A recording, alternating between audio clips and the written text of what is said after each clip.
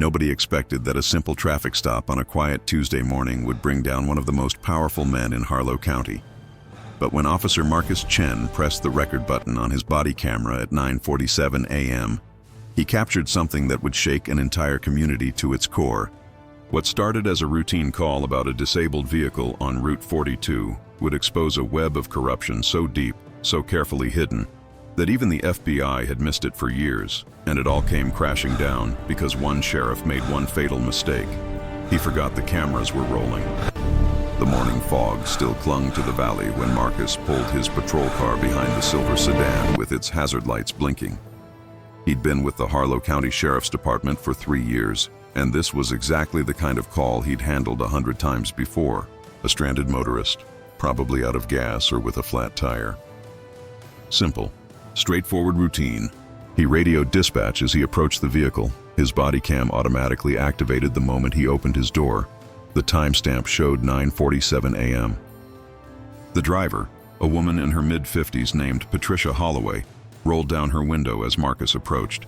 She seemed nervous, her hands gripping the steering wheel a little too tightly.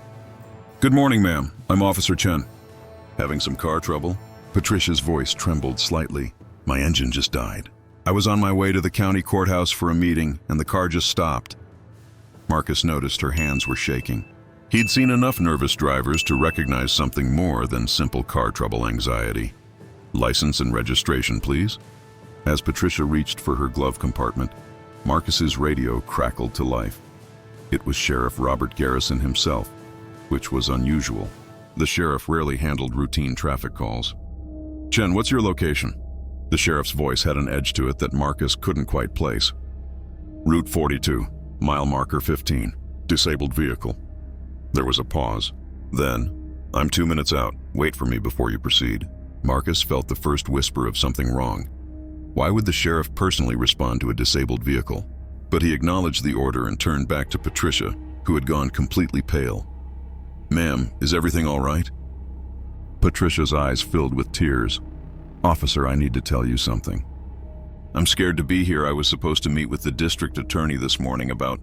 The roar of an engine cut her off. Sheriff Garrison's SUV came around the bend far too fast, tires squealing as he pulled up behind Marcus's patrol car.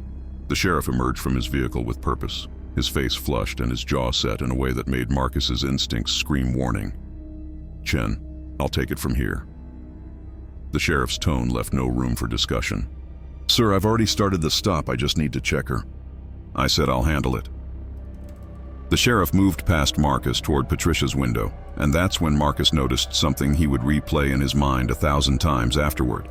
The sheriff's hand moved to his hip, where his service weapon sat, fingers drumming against the holster in a gesture that seemed almost threatening. Patricia's voice came out as barely a whisper. "Sheriff, please, I'm just trying to do the right thing." "You should have thought about that before you started making accusations." The sheriff leaned down, his voice low but clear enough for Marcus's body cam to capture every word. "You know what happens to people who can't keep their mouths shut in this county." Marcus's heart began to race. This wasn't protocol. This wasn't even close to proper procedure. "Sir, is there a problem here?" The sheriff spun around, his face contorted with anger. "Chen, I gave you an order. Return to your vehicle now." Every training scenario, every instinct told Marcus something was very wrong. But the sheriff was his commanding officer, the elected law enforcement official for the entire county. Marcus had never disobeyed a direct order in his career. He hesitated, caught between duty and the growing certainty that he was watching something terrible unfold. Patricia made the decision for him. She suddenly threw open her car door and stepped out, holding her phone high. "I recorded everything," she said, her voice stronger now, despite the fear in her eyes. "Every conversation, every payment, every threat. It's all on here, and it's already been sent to someone safe. If something happens to me, it all goes public." The sheriff's hand moved toward his weapon. Marcus reacted on instinct, stepping between them. "Sir, I need you to keep your hands visible." The sheriff's eyes widened with disbelief, then narrowed with rage. "You're making the biggest mistake of your career, Chen." "Sir, I'm asking you to step back." For a moment, the three of them stood frozen in a tableau of tension. Then the sheriff's radio crackled, and a voice Marcus had never heard before came through on the emergency channel. This is Agent Sarah Mitchell with the State Police Internal Affairs Division. All units in the vicinity of Route 42, mile marker 15, be advised we have units converging on your location. Sheriff Robert Garrison, you are ordered to stand down and await our arrival. The color drained from the sheriff's face. His hand finally moved away from his weapon, but his eyes burned with fury as he stared at Patricia. You set me up. No, Patricia said quietly. You did this to yourself. The next 15 minutes unfolded like a carefully choreographed operation that had clearly been planned for weeks, maybe months. 3 state police vehicles arrived first, followed by 2 unmarked sedans carrying federal agents.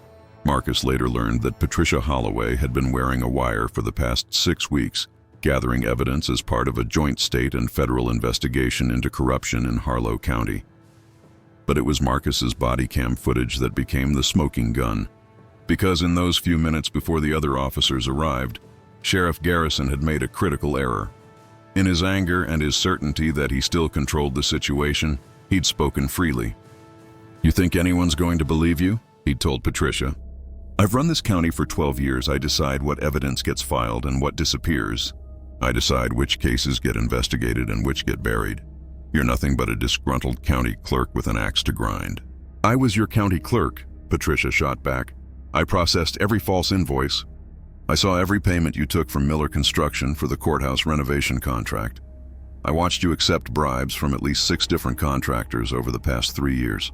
And when I told you I couldn't be part of it anymore, you threatened my family. The sheriff had laughed, a cold, bitter sound. Prove it. You think your word means anything against mine? I'm the law in this county.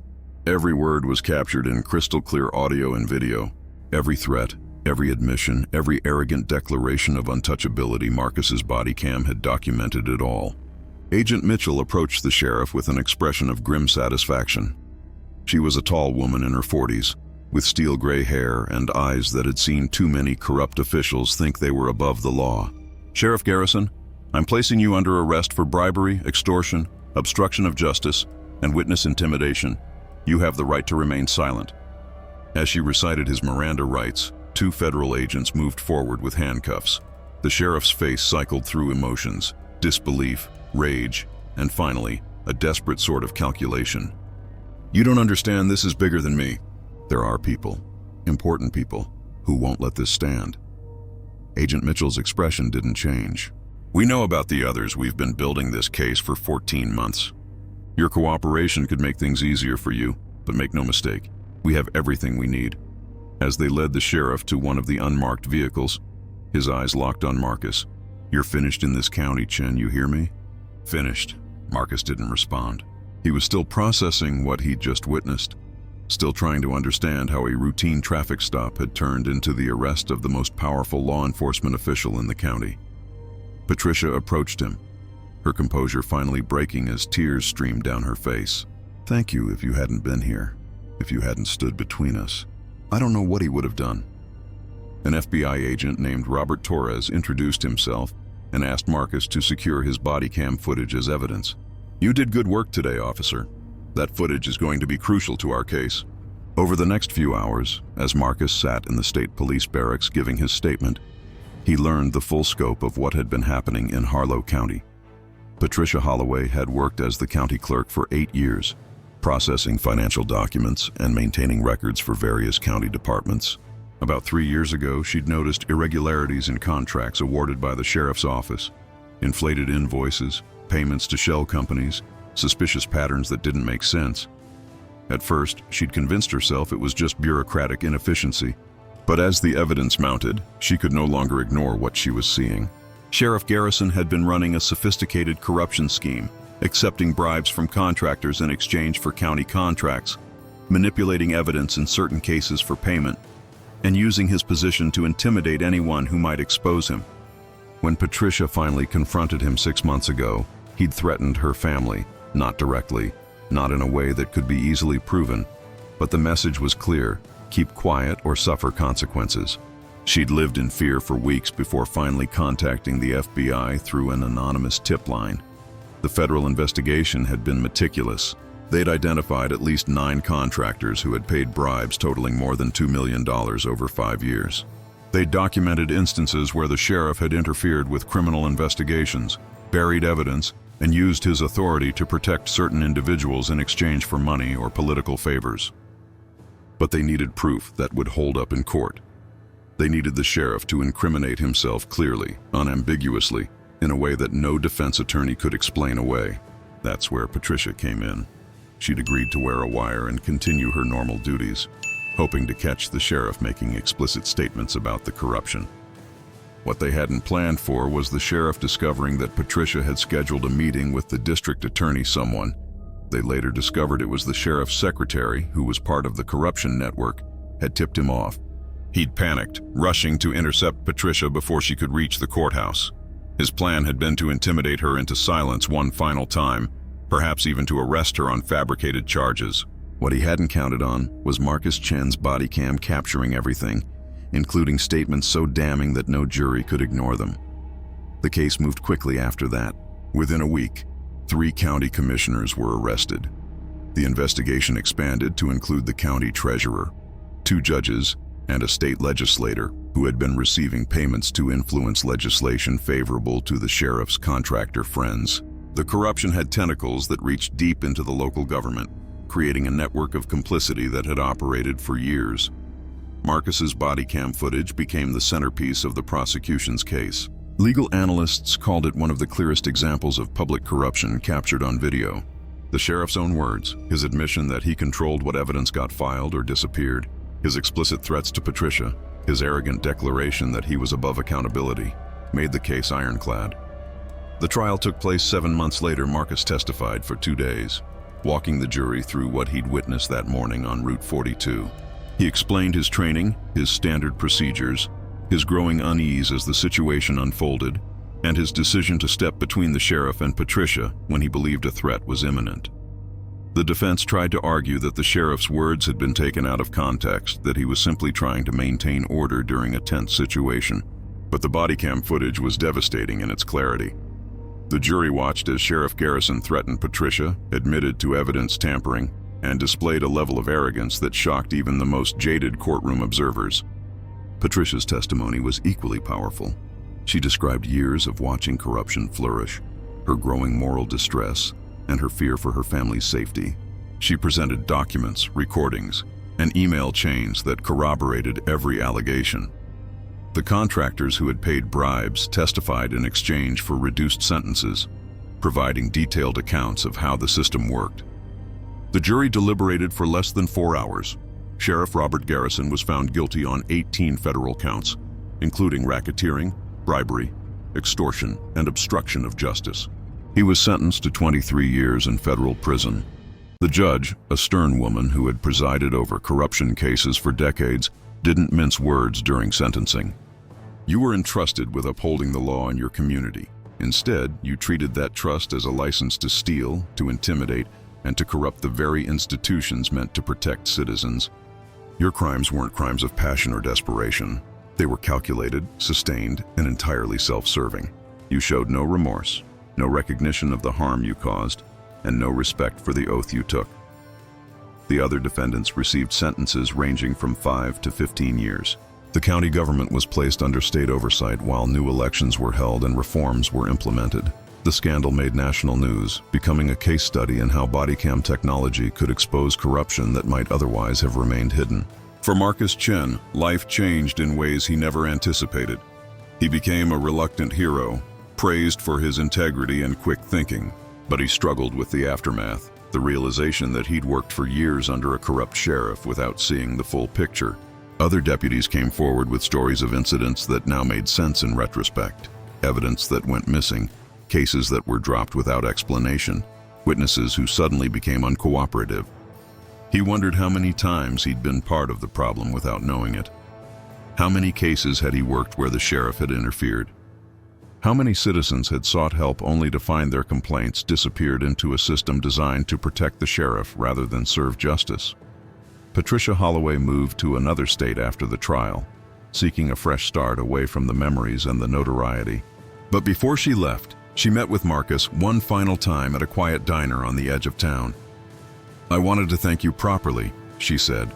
"That morning when you stepped between us, You probably saved my life." He was getting desperate, and desperate men do terrible things. Marcus stirred his coffee, uncomfortable with being called a hero. "I was just doing my job." "No," Patricia said firmly. "You did more than your job. You stood up to your boss, risked your career, and chose to do what was right, even when it would have been easier to look the other way. That's not just doing a job. That's having character." She slid an envelope across the table. "This is for you. It's a letter I wrote explaining everything you did that day. If you ever need a reminder of why you became a police officer, read it." After Patricia left, Marcus sat alone with his coffee, thinking about the randomness of it all. If he'd been 5 minutes later responding to the call. If the sheriff had been more careful with his words. If Patricia hadn't had the courage to wear a wire and gather evidence, any one of those variables changed, and the corruption might have continued for years more. But the body cam had captured the truth. That small device on his chest, recording everything, had done what investigations and suspicions couldn't do. It had documented corruption in real time, in the perpetrator's own words, with no room for interpretation or spin. The case led to widespread reforms in Harlow County, and beyond body cameras became mandatory for all county law enforcement. New oversight procedures were implemented. Citizens who had been wronged by the corrupt system came forward, and many cases were reopened and reviewed. Some convictions were overturned. Some civil cases were settled. The process of rebuilding trust would take years, but it had begun. Marcus eventually left the sheriff's department and joined the state police, where he now trains other officers on ethics and the importance of bodycam technology. He tells them about that Tuesday morning on Route 42, about the moment he decided to trust his instincts over his chain of command, about how one routine call exposed corruption that had poisoned an entire county's justice system. "The camera doesn't lie," he tells recruits, "but more importantly, it holds everyone accountable, citizens, officers, and even the people who think they're too powerful to be touched." That morning, Sheriff Garrison forgot about the camera. He forgot that his words were being recorded. He got comfortable with corruption because he'd gotten away with it for so long, and that comfort made him careless. He pauses, letting the lesson sink in. Your body cam isn't just about protecting yourself from false accusations. It's about maintaining integrity in a system that depends on public trust. The moment we forget we're being watched is the moment we risk losing sight of why we do this job. The story of Sheriff Garrison's arrest became a turning point for Harlow County. New leadership brought transparency and accountability. The contractors who had paid bribes were barred from public contracts. The culture of corruption that had taken years to build was dismantled piece by piece. But perhaps the most profound impact was on the community's understanding of how corruption works. It doesn't usually look like dramatic movie villains plotting in dark rooms. It looks like small compromises that become larger ones. Like trusted officials who slowly convince themselves that rules don't apply to them. Like systems that protect wrongdoing because it's easier than exposing it. Patricia Holloway's courage in wearing a wire for weeks, risking everything to gather evidence, sparked a broader conversation about civic responsibility. How many people see wrongdoing and choose silence because speaking up seems too risky? How many systems of corruption persist simply because good people decide it's not their problem? The courthouse now has a plaque commemorating the corruption scandal's exposure, but the text doesn't focus on the crimes. Instead, it honors the importance of transparency, accountability, and the courage to speak truth to power. It reminds everyone who enters that justice depends not just on laws and institutions, but on individuals willing to stand up when something is wrong. As for the body cam footage itself, it's been viewed millions of times online, edited to remove sensitive information but preserving the key moments that expose the corruption. It's used in law enforcement training across the country. It's cited in legislative debates about police accountability. It's become a case study in criminal justice courses. That 37 minutes of video captured on a foggy Tuesday morning showed the world something crucial. The truth has a way of emerging, even when powerful people try to bury it. Technology has given us tools to document reality in ways that previous generations never had. But technology alone isn't enough. It takes people like Patricia Holloway, willing to risk everything for what's right. It takes people like Marcus Chen, willing to trust their instincts even when it means defying authority. And sometimes it takes just the right combination of circumstances: a disabled car, a nervous witness, a corrupt official who got too comfortable, and a camera that was watching the whole time. You know, sitting here thinking about this story, I can't help but wonder how many Sheriff Garrisons are out there right now. Not just in law enforcement, but in every corner of our lives where someone has just a little too much power and not enough oversight. How many people are living in fear like Patricia did, knowing something's wrong but feeling too small, too powerless to stand up against it? But here's what really gets me. It wasn't some superhero who brought down years of corruption. It was an ordinary county clerk who decided she couldn't live with herself anymore. It was a young officer who trusted his gut when everything in his training told him to just follow orders. It was a body camera, a piece of technology no bigger than a deck of cards, that captured the truth when a powerful man thought he was untouchable. That morning on Route 42 reminds us of something we forget too easily in this crazy world. Integrity still matters. Doing the right thing, even when it's terrifying, even when it costs you something, even when nobody's watching, that still matters. Because here's the thing, somebody's always watching. Maybe it's a camera. Maybe it's your own conscience. Maybe it's the people whose lives you're affecting without even realizing it. Marcus Chen didn't wake up that Tuesday planning to be a hero. He just showed up for work, answered a call, and when the moment came, he chose truth over convenience. Patricia Holloway didn't want to be brave. She just reached a point where staying silent hurt more than speaking up. These are regular people who found themselves at a crossroads and made the harder choice. And that's what this story is really about, isn't it? Not just corruption and body cams and FBI investigations. It's about those moments we all face. Maybe not as dramatic, maybe not as dangerous, but those moments when we have to decide who we're going to be. Are we going to speak up when we see something wrong, or convince ourselves it's not our problem? Are we going to stand with someone who needs help, or tell ourselves that someone else will handle it? Because every single day, in ways big and small, we're writing the story of the kind of community we want to live in, the kind of world we're leaving behind. Every time we choose courage over comfort, truth over silence, we're casting a vote for the world we believe in. So I want to ask you something. What would you have done in Marcus's position when your boss tells you to stand down, when everything in your career is telling you to obey, but your gut is screaming that something's terribly wrong? What do? Drop a comment and let me know. I really want to hear your thoughts on this one, because stories like this, they're not just entertainment. They're mirrors showing us who we are and who we want to be.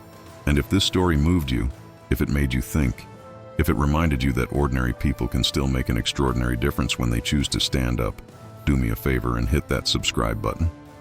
We share stories like this every week. Real stories about real people facing impossible choices and finding the courage to do what's right. Because in a world that sometimes feels like it's spinning out of control, we all need reminders that integrity, courage, and truth still matter. Your voice matters. Your choices matter. And just like Patricia and Marcus discovered, you never know when an ordinary moment might become the one that changes everything. Thanks for listening. I'll see you in the next one.